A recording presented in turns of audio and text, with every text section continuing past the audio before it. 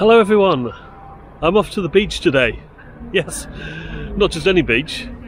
It's a place called Severn Beach, which is on the Costa del Bristol channel. I'm really looking forward to this.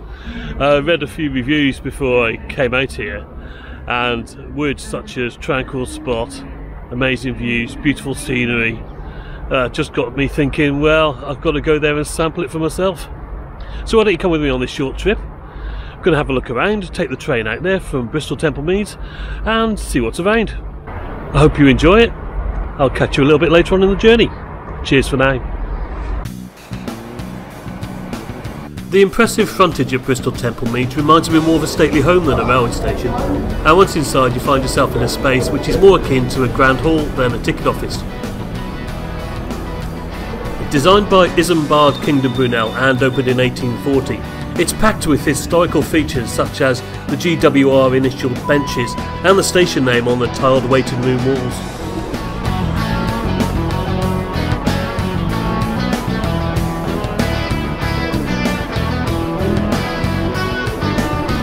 My train today was from the bay platform 1, and to get there I had to walk through the hall into what looked like an old extension of the station and then back out again to the existing tracks. I was trying to figure out what this area was used for originally. Was it an old goods shed? If you know, do leave me a note in the comments below. I'll be really interested to find out a little bit more about it. Bristol Temple Meads is by far the largest railway station in Bristol and, in my opinion, one of the most architecturally attractive in the country.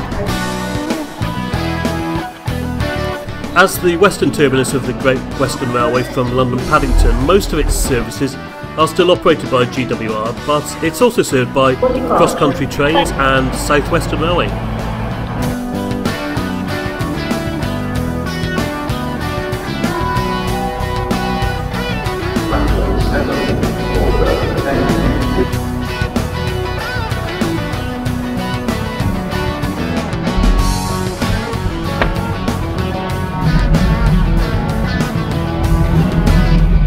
Anyway, I had a bit of a wait for my train, but soon enough, a very clean looking GWR Class 165 pulled into the station.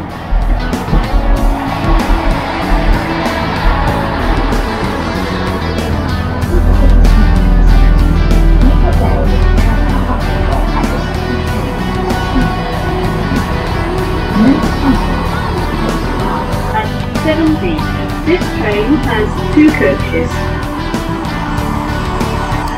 I was one of the only people getting on at this point. I took a seat near the front of the train, where there was a very decent amount of luggage and cycle space along the one side. At the seat there was USB and conventional power available. It's getting quite common to see this now, and to be honest I think it's quite disappointing if you get on a train and it's not available these days.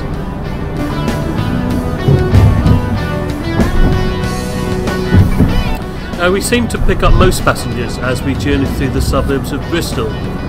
Services run about every 2 hours in the day, and it takes approximately 37 minutes to cover the whole route and the 11 stations, including first and last. After emerging from the mile-long Clifton Down tunnel, the train then follows the ever-widening Avon Gorge as we edge closer to the coast. The line is mainly single track all the way to Severn Beach. Although now a branch line, it did originally carry on past Severn Beach all the way to Pilning. But following the beaching report of 1963, this section of the route was closed. But it could have been worse. The report wanted the whole line out. The dockside areas around Avonmouth and St Andrews Road stations were looking particularly grim. I don't think anyone got off or on here at all, to be honest. We then seemed to follow a pipeline most of the way to our final destination, and no idea what it contained, but it did complement the rather stark landscape rather well, I thought.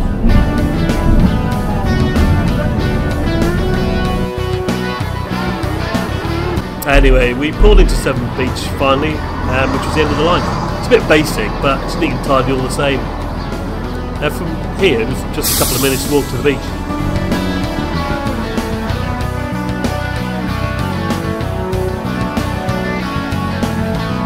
Yeah, it was a pretty grey day by this stage, but I thought that complemented the rather desolate feel of the area quite well, in my opinion.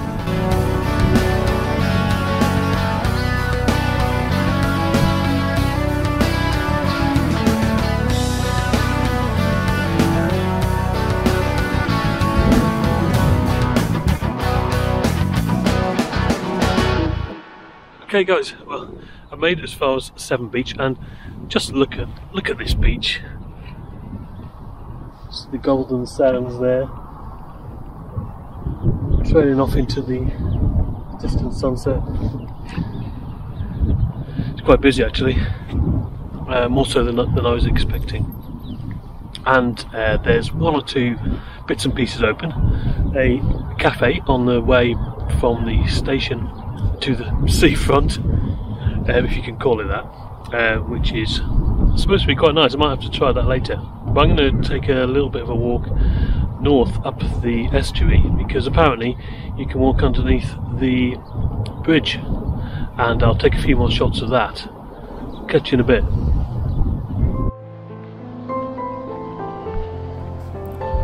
It's really difficult to imagine now, but back in the mid-20th century, Severn Beach was a major leisure destination. Crowds of people would flock to the attractions such as the Blue Lagoon swimming pool, the miniature railway and boating lake, a funfair, and there was even a small wooden roller coaster, would you believe? There was also a large chalet camp behind what is now the promenade. Unfortunately, most of these remnants to the past have been demolished, and there's little trace of them nowadays.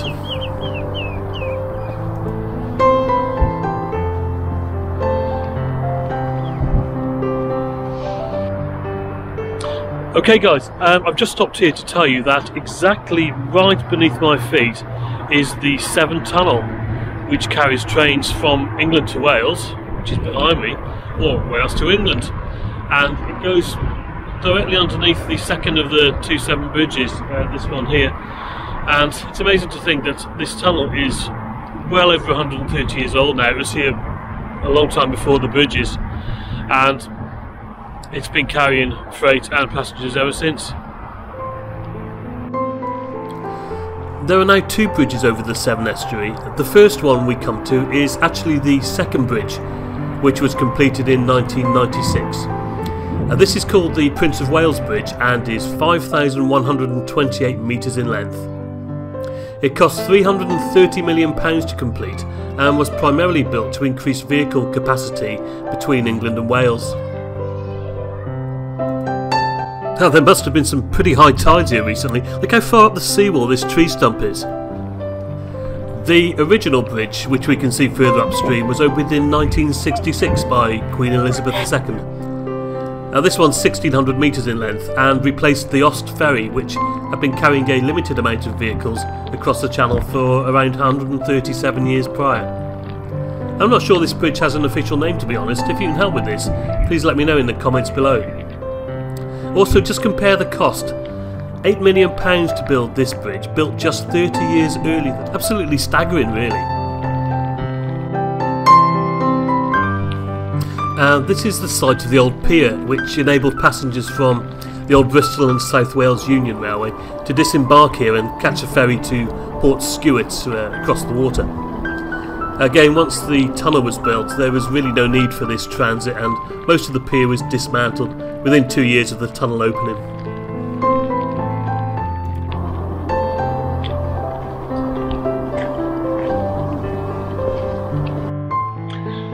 Okay guys, well, I've just about reached the end of the walkout, as far as I'm going to go anyway. Just behind me is Goblin Ledge, believe it or not, and then the older of the two bridges, which personally I think is the better one.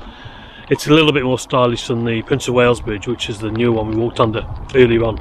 Anyway, I've got a choice now. I can either walk that way down to Pilning Station, it'll take me back to Newport, or I can walk back to Severn Beach Station, which is a little bit closer, and I think, considering the weather, that's what I'm going to do. So I'll take a few more shots and speak to you again a little bit later on the trip. I'll see you in a bit. Cheers.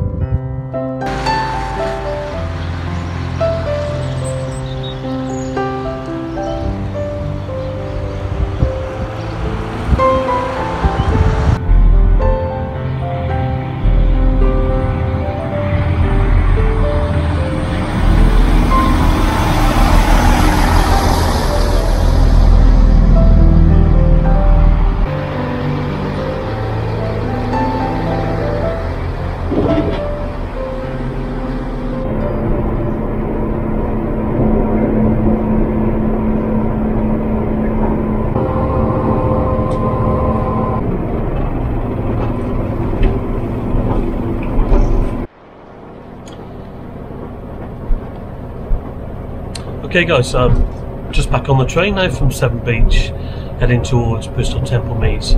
I've had an average time, which I hope has inspired you to maybe get yourself to the seaside. If it has, let me know in the comments below. Shame about the weather, it kind of went off a little bit, but it was alright. I've never been here before, so I'm quite pleased I made the effort. Until next time guys, cheers for now.